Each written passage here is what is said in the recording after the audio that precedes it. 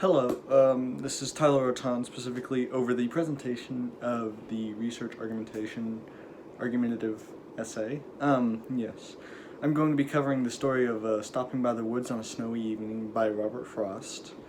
And my specific essay was over the concept of the fact that people have a lot of work-related stress.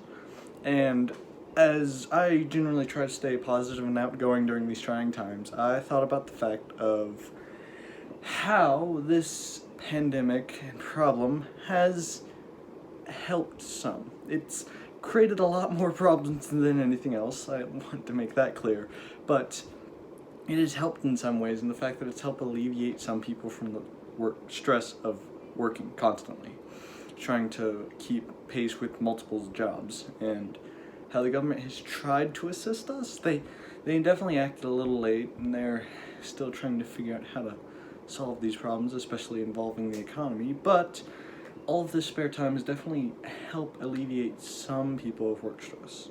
Now, specifically what I'm talking about is the average person or adult has stress at work. Specifically, about 76% of the population is stressed, some in multitudes of degrees, from minor stress to majorly overbearing stress to the point that they can barely function outside of just having to constantly work to try to keep up with their economic problems.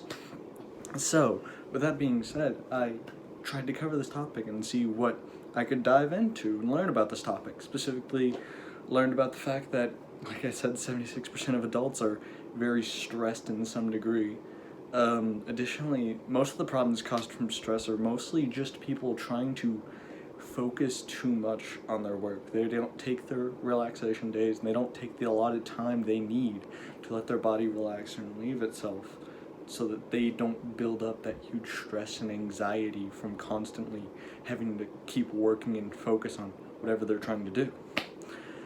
That's mainly what I had to say. Some of my specific